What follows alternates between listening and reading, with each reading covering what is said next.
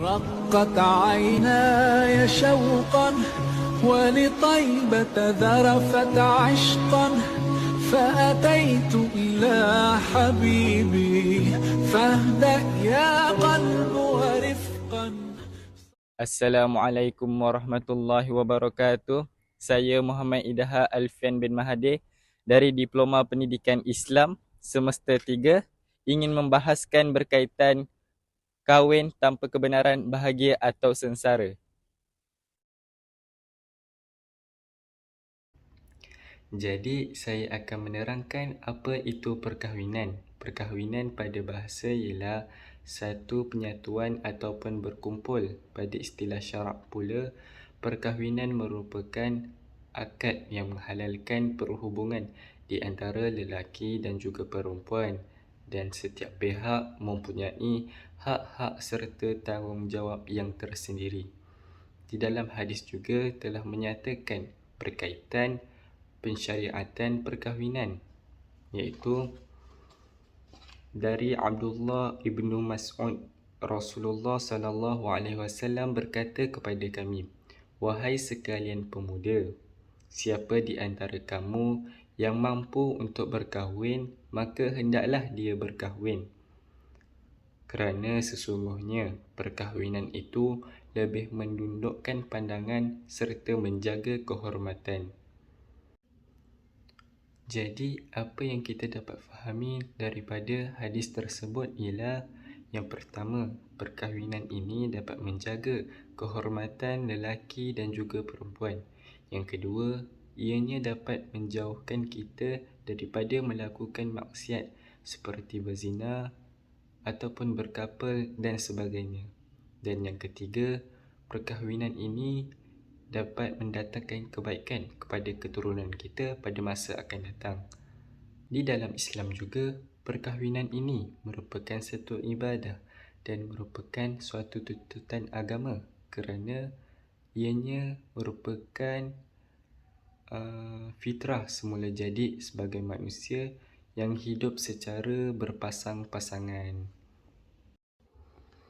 Di dalam Al-Quran juga, Allah Subhanahu Wa Taala telah berfirman di dalam surah Asy-Syura ayat yang ke-11. A'udzu billahi minasy syaithanir rajim. Bismillahirrahmanirrahim. Fatirus samawati wal ard. جعل لكم من أنفسكم أزواجا ومن الأنعام أزواجا يذرأكم فيه ليس كمثله شيء وهو السميع البصير. Yang bermaksud Allah pencipta langit dan bumi. Dia menjadikan bagi kamu pasang-pasangan yang sejenis dengan kamu dan pasang-pasangan yang sejenis dengan haiwan juga. Dijadikannya kamu berkembang biak dengan jalan itu, tidak ada sesuatu pun yang serupa dengan dia. Dan dia yang maha mendengar lagi maha melihat. Akan tetapi, pada masa kini, ramai pasangan muda yang sering berkahwin tanpa kebenaran. Punca masalah ini kerap berlaku akibat terikut-ikut akan hawa nafsu dan kurang ilmu pengetahuan berkaitan hukum hakam atau undang-undang keluarga Islam.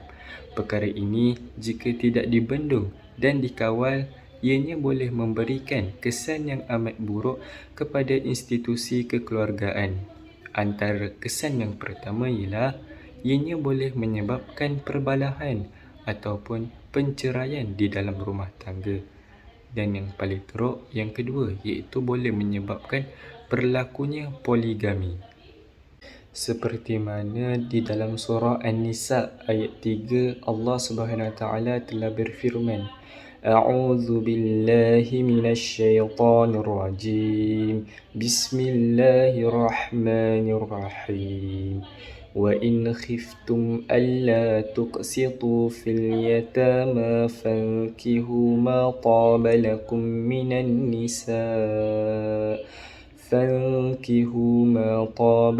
من النساء مثنى وثلاث ورباع فإن خفتم ألا تعدلوا فواحدة أو ما ملكت أيمانكم ذلك أدنى ألا تعولوا, yang bermaksud, dan jika kamu khawatir tidak berlaku adil terhadap hak-hak perempuan yatim apabila kamu mengahwininya, maka kahwinilah perempuan lain yang kamu senangi, 2, 3 atau 4. Tetapi jika kamu khawatir tidak berlaku adil, maka nikahilah seorang sahaja atau hamba sahaya perempuan yang kamu miliki. Yang demikian itu lebih dekat agar kamu tidak berbuat zalim. Dan kesan yang ketiga ialah perkahwinan yang tidak didaftarkan ke Pejabat Agama Islam bukan hanya satu prosedur untuk mendapatkan sijil nikah yang sah, akan tetapi sebagai suatu rekod untuk mensahihkan perkahwinan mereka. Sebagai contoh, terdapat satu kes pasangan yang telah berkahwin di wilayah Songkhla, Thailand pada tahun 1996 dan dikurniakan seorang anak berumur 12 tahun. Sepanjang 14 tahun, pasangan ini tidak mendaftar perkahwinan mereka. Pada tahun 2010, berlakunya penceraian atas sebab tidak mendaftar perkahwinan sebelum ini. Disebabkan berlakunya penceraian, isteri tidak dapat membuat sebarang tuntutan ke atas bekas suami. Antara contohnya ialah tidak dapat membuat tuntutan nafkah, muta'ah, harta sepencarian atau harta pusaka. Dan yang keempat, menjadikan hubungan kekeluargaan semakin retak atas sebab perkahwinan yang tidak mengikut hukum syarak atau undang-undang yang betul. Dan yang kelima, boleh melahirkan anak-anak yang tidak saf taraf. Dan kesan yang terakhir ialah tidak mendapat restu ibu bapa di dalam perkahwinan. Islam melarang kita untuk mendahaka kepada kedua ibu bapa, dan Islam juga melarang kita untuk memutuskan silaturahim antara ahli keluarga. Jika perkahwinan itu tidak direstui oleh ibu bapa, maka perkahwinan kita tidak akan mendapat keberkatan dan keredaan dari Allah Subhanahu Wa Taala.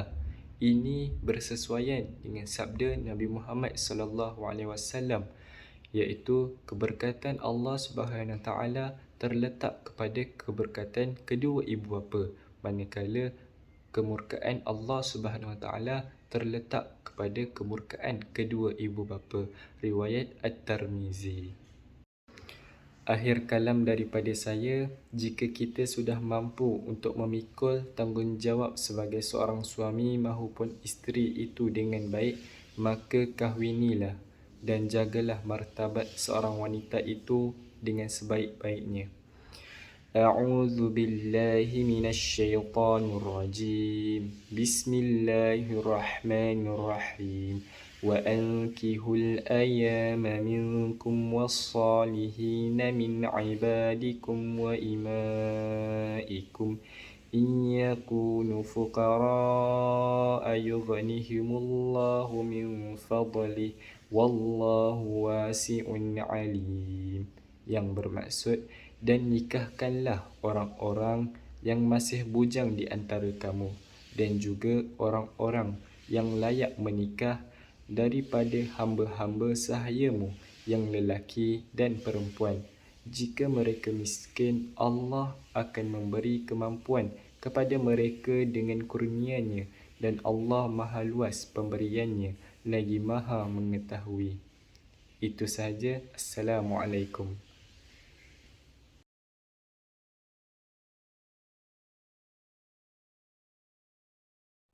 Itu sahaja topik yang ingin saya bahaskan kepada anda semua pada hari ini. Semoga ianya menjadi pengajaran untuk kita semua.